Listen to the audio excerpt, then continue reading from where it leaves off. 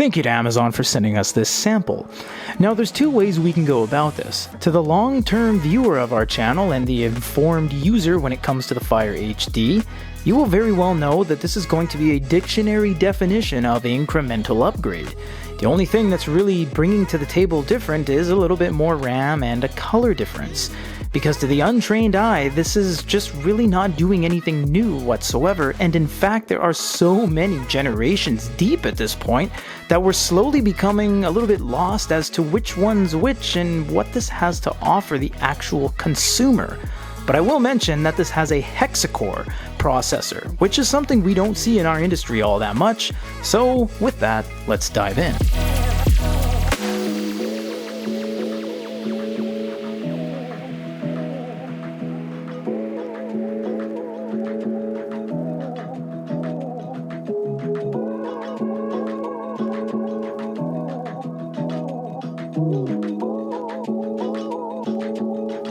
The unit is incredibly reflective, of course, as you can see me in the shot, because, well, it's an LCD LED unit and there's nothing you can do to cut down on that except go on AliExpress and buy an anti-glare screen protector. On the back, the texture is really nice. It looks great. It looks like kind of a perforated leather, but it isn't, and it shows a ton of fingerprints. We wash our hands and we alcohol our fingertips as a means to test the plastic consistency, and it does leave a ton of fingerprints and lines all over the thing. You do have a very nice camera at the back, although there's no flash package or sensor or multi-camera of any kind, and you only get a 2 megapixel camera on the front. On the side, as we showed you at the top of the hour, we have a power button, we have a volume up and down, we have a microphone, USB-C, and a headphone jack. Now the coolest part about this is obviously we have a SD card slot, so that means you don't have to go hunting for a tablet that has more storage. You simply just go on Amazon or something, buy an SD card, and throw it in there.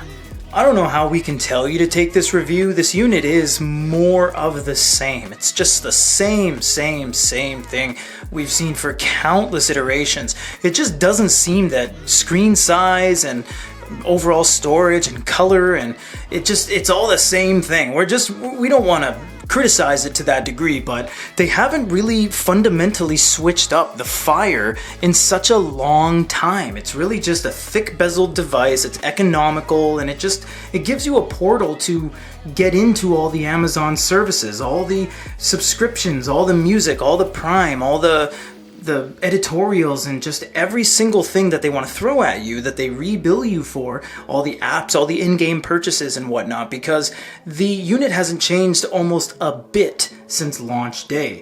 Now you have all your stuff up top, you have your brightness dial, and you have the ability to turn on Alexa. You do have all of your things right here on a little carousel, and your apps are down below. You can sideload in your apps as well if you want to, so that's really nice. And you have a file explorer where you can browse the internal storage and the SD card storage right on the unit itself. So this is a really nice home screen. I like how kind of fun and bubbly the home screen always is. If you go over here to the For You, this is going to be essentially the store. So this is where everything's going to be, where it comes for your apps and your games and things you need to watch, things you need to listen to, your audiobooks. Everything is going to be right here. Now please note, and I get caught up with this when I watch TV on a personal level as well, even if you have Prime and you go to watch something, it could still say buy or rent for $16.99. So you're not in the clear by just having a Prime membership. You could actually have to pay more to unlock further levels of Prime itself. Reading on this is terrible. I mean, it obviously works, but in terms of it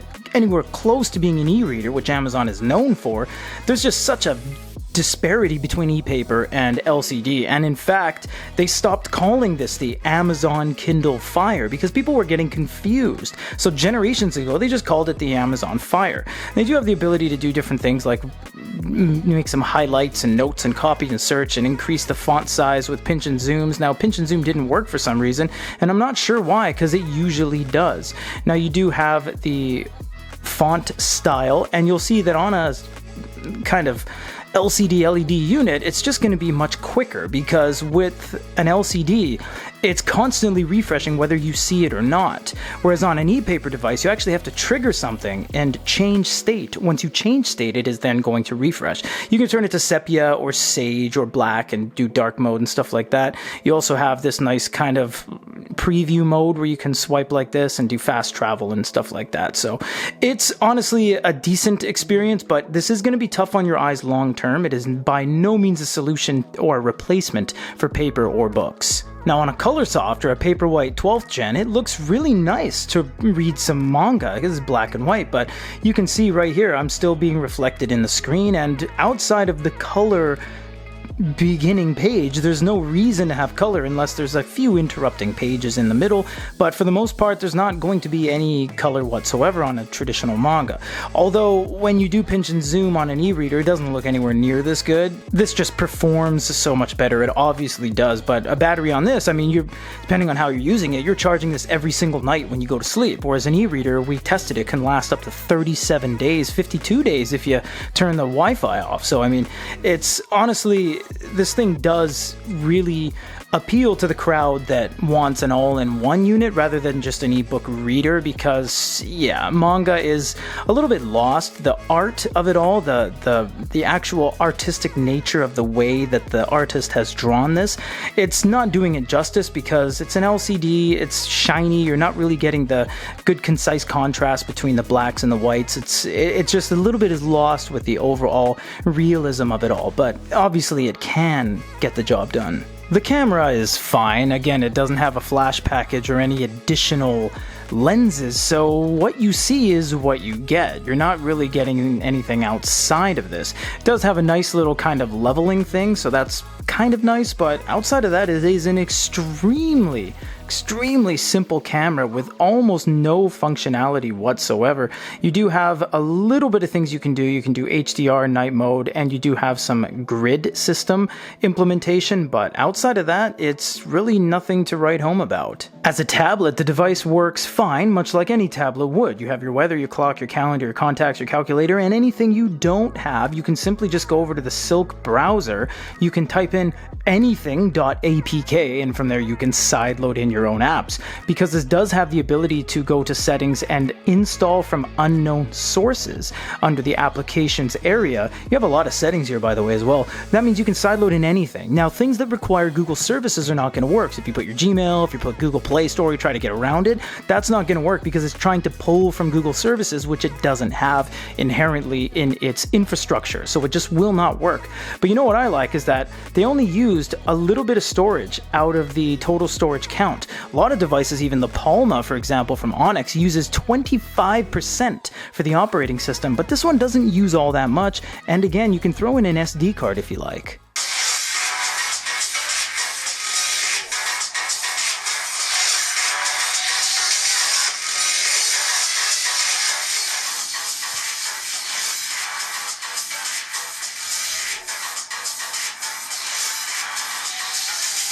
His upper body would have suffered the fate of the panels in front of him.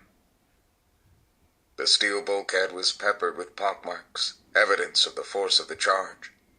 It wasn't meant to scare or injure or maim. It was meant to kill. He'd been tested throughout his life. The Amazon Kindle Fire. Oh, wait, they don't call it the Kindle anymore. That's right, the Amazon Fire HD.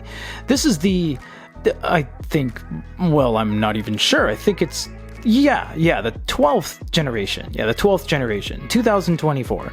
You see how confusing that was. Well, we're confused as well because this is a matter of constant overlapping of devices with minuscule little tweaks and changes that almost fall to the wayside due to how convoluted the releases are.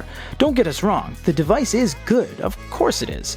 It has everything you would ever want at such a low price point, coming in at around $50, which is astronomically low for what you get.